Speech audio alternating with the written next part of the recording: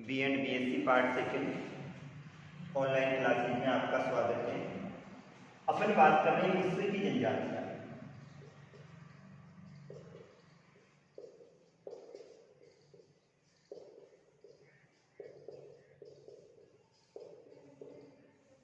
और विश्व की जनजाति में आज अपन अध्ययन करेंगे एस्किमो जनजाति।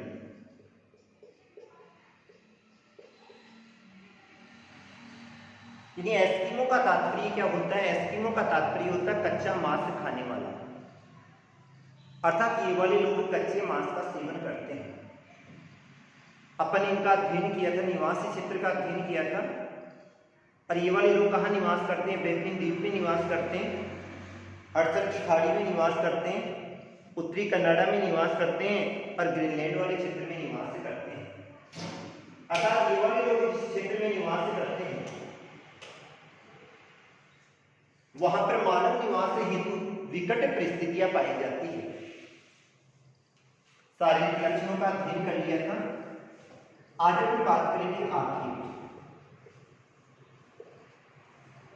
आखेट की बात करें तो एस्किमो जनजाति के जो लोग हैं वो किसका शिकार करते हैं?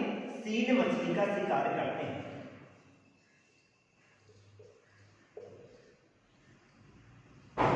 मुख्यतः ये लोग सील मछली का शिकार करते हैं या कैरिगो का शिकार करते हैं या रेंडियर का शिकार करते हैं।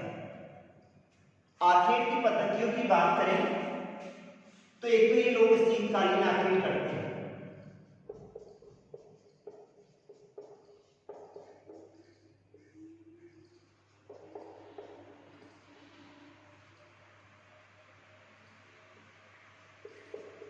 दूसरा ग्रीष्मकालीन आखेट भी करते हैं।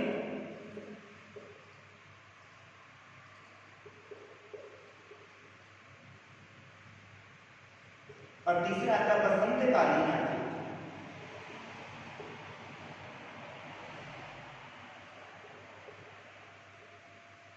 यानी वहां की जलवायु के अनुसार या वहां के वातावरण के अनुसार आखेट के स्वरूप में क्या आ जाता है? परिवर्तन आ जाता है। तो ये लोग तीन प्रकार से आखेट करते हैं: शीतकालीन आखेट, ग्रीष्मकालीन आखेट और बसंतकालीन आखेट। शीतकाल में ये लोग सील मछली का शिकार करते हैं। और सील मछली के शिकार की दो पद्धति है, एक माउपोक है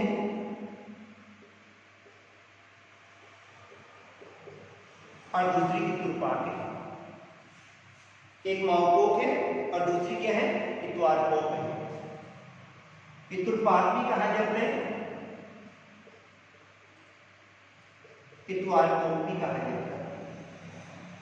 सबसे पहली बात आती है माउपोक। तो माउपोक का अर्थ होता है प्रतीक्षा करना। माउपोक का अर्थ क्या होता है? प्रतीक्षा करना। अर्थात एस्किमो जनजाति के लोग आखेट के हेतु लंबे समय तक प्रतीक्षा करते हैं। अतः इस पद्धति को क्या कहा जाता है? माउपोक कहा जाता है।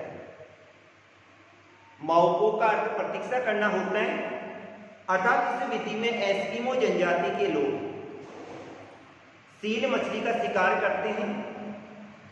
किस प्रकार से ये सील मछली का शिकार करते हैं? सबसे पहले तो इनके जो पालतू कुत्ते होते हैं,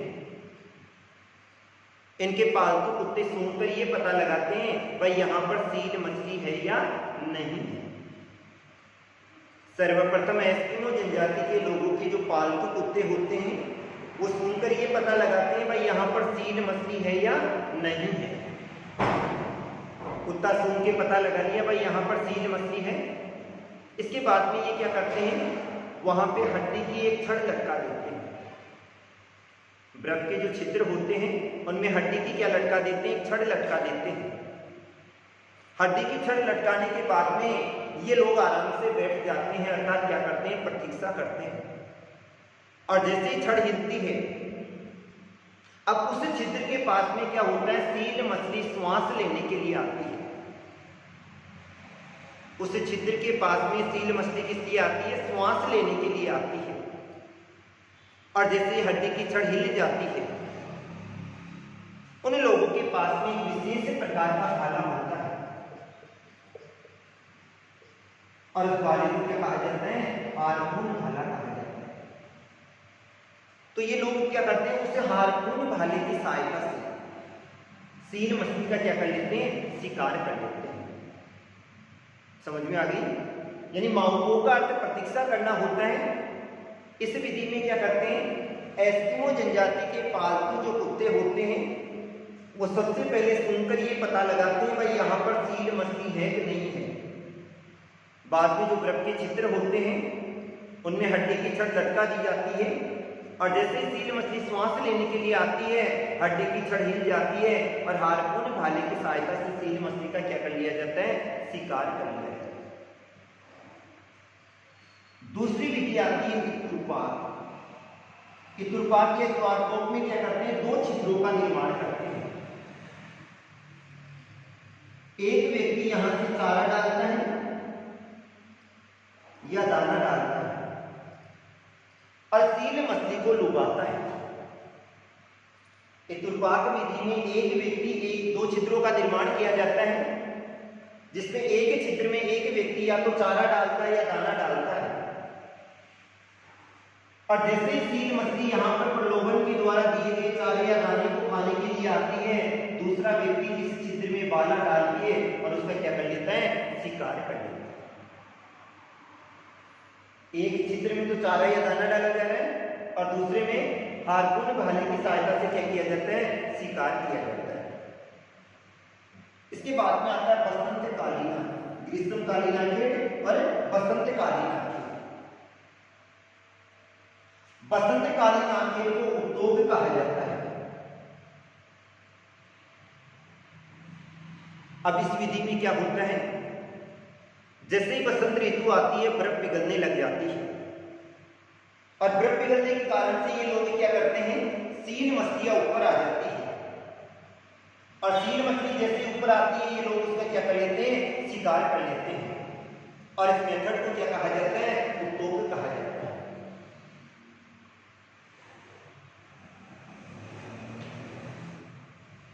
जैसे ही बसंत ऋतु का आगमन होता है बर्फ पिघल जाती है, और बर्फ पिघलने के कारण से सील मछली ऊपर की ओर आ जाती है, और जैसे सील मछली ऊपर की ओर आती है ये लोग उसका क्या कर लेते हैं? शिकार कर लेते हैं। तीसरा आता है ग्रीष्मकालीन आखेट। ग्रीष्मकालीन आखेट में क्या होता है, जैसे क्या होता है बर्फ पिघलती है उस संपूर्ण क्षेत्र में ग्रीष्म ऋतु का आगमन हो जाता है, और ग्रीष्म ऋतु का आगमन होने के कारण से बर्फ पिघलने के कारण से वहां पे छोटी छोटी झीलों का निर्माण हो जाता है, और उस समय स्थलीय भाग पर भी थोड़ी बहुत वनस्पति उग जाती है। झीलों का निर्माण भी हो जाता है और वहां पे क्या उग जाती है?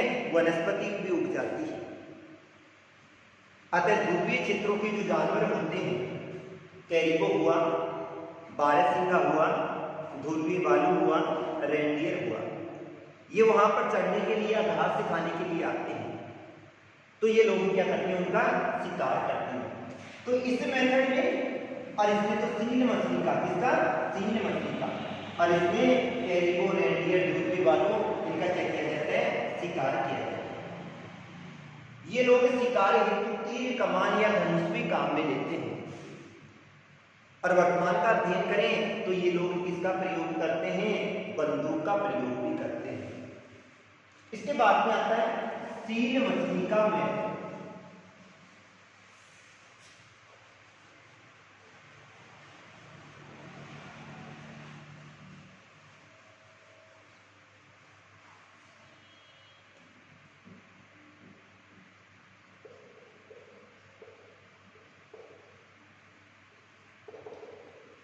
एस्किमो जनजाति के लोगों की संपूर्ण जो दिनचर्या होती है वो किस पे टिकी होती है? सील मछली पे टिकी होती है। ये लोग उसी के द्वारा वातावरण के साथ क्या करते हैं? समायोजन करते हैं, सामंजस्य स्थापित करते हैं। तो सील मछली का क्या महत्व है?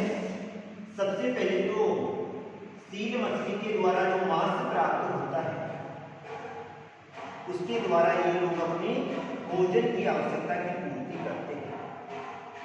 मारने के बाद में सील मछली से जो मांस प्राप्त होता है उसके द्वारा किसकी आपूर्ति करते हैं, अपने भोजन की आवश्यकता की पूर्ति करते हैं।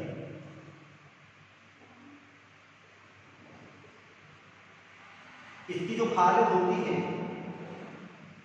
उससे वस्त्र का निर्माण करते हैं या अपने आवास, और इनका आवास कौन सा होता है, इग्लू होता है। गुंबदनुमा आवास होता है जो कि प्रकृति सब ईंटों का बना होता है, या फिर बाद में इग्लू को मंडते हैं और या फिर बाद में तंबू का निर्माण करते हैं। खाल के द्वारा वस्त्रों का निर्माण करते हैं, अपने आवास या इग्लू का निर्माण करते हैं, उसको मंडते हैं और किसका निर्माण करते हैं, तंबू का निर्माण करते हैं। फिर बाद में आती है हड्डियां।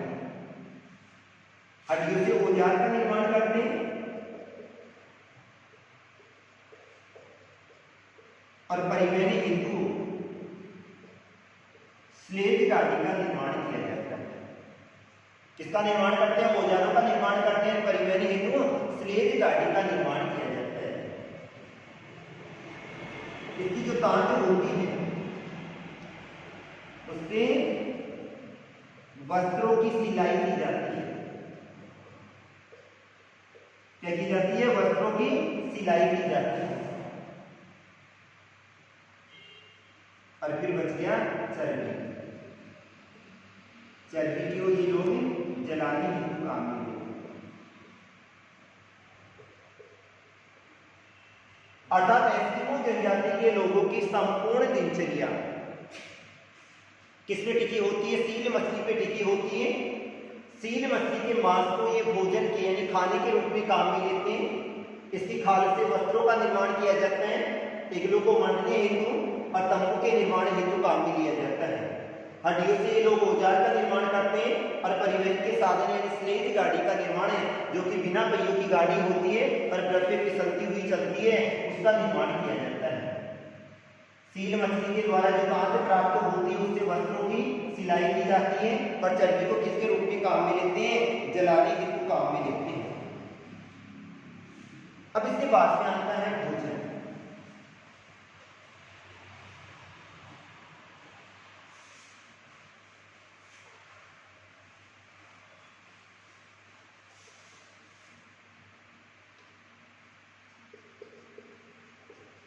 भोजन की बात करें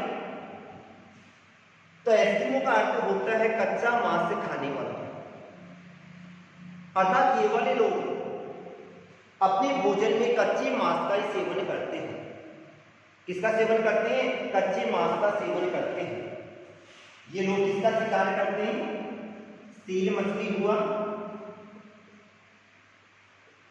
कैरिबो हुआ, रेंडियर,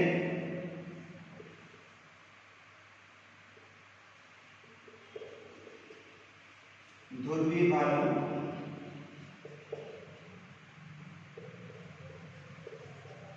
और व्हेल मछली के कच्चे मांस का सेवन करते हैं। इन लोगों को मांस कहां से प्राप्त होता है, तो इन लोगों को जो मांस प्राप्त होता है वो आखेट के द्वारा प्राप्त होता है। अर्थात ये लोग क्या करते हैं, जानवरों का शिकार करते हैं और जानवरों के शिकार के द्वारा इनको क्या प्राप्त होता है, मांस प्राप्त होता है। इसके बाद में आते हैं वस्त्र। एस्किमो जनजाति के लोग आंतरिक वस्त्र के रूप में जर्सी नुमा वस्त्र पहनते हैं जिसे तमियात कहा जाता है। क्या कहा जाता है, तमियात कहा जाता है। ये इनका एक जर्सी नुमा वस्त्र होता है। फिर बाद में इस तमियात के ऊपर पहने जाने वाले वस्त्र को क्या कहा जाता है, अनाहोक कहा जाता है। आंतरिक वस्त्र के रूप में तो तमियात पहना जाता है और इसके ऊपर पहने जाने वाले वस्त्र को क्या कहा जाता है, अनाहोक कहा जाता है। ये लोग अपने सिर पर टोपी भी लगाते हैं और विशेष प्रकार के जूते पहनते हैं। और इनके जो जूते होते हैं उन्हें क्या कहा जाता है? कार्मिक कहा जाता है। क्या कहा जाता है? कार्मिक कहा जाता है। ब्रह्म की चमक से बचने हेतु ये लोग वालरस के दांतों का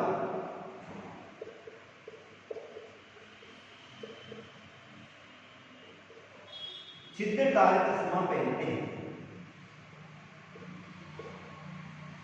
ताकि ब्रह्म की चमक से आसानी से बचा जा सके। अर्थात आंतरिक वस्त्र के रूप में ये तमियाक पहनते हैं जो कि जर्सीनुमा होता है। तमियाक के ऊपर पहने जाने वाले वस्त्र को क्या कहा जाता है? अनाहोक कहा जाता है। ये लोग सिर पर क्या लगाते हैं? टोपी भी लगाते हैं। एक विशेष प्रकार के जूते पहनते हैं जिन्हें क्या कहा जाता है? कार्मिक कहा जाता है। और वालरस के दांतों का छिद्रदार चश्मा भी पहना जाता है। अब इन लोगों की अगर अपन बात करें तो ये लोग सील मछली की अपेक्षा कैरिगो की खाल के बने हुए वस्त्र पहनते हैं। एस्किमो जनजाति के लोग सील मछली की अपेक्षा कैरिगो की खाल से बने हुए वस्त्र पहनते हैं। क्यों पहनते हैं? क्योंकि ये गर्म होती है, हल्की भी होती है, अतः ये ठंड से आसानी से बचा जा सकता है। अतः ये लोग किसकी खाल से बने हुए वस्त्र पहनते हैं? कैरिगो की खाल से बने हुए वस्त्र पहनते हैं। तो ये थे इनके भोजन और वस्त्र। इसके बाद में आता निवास गृह।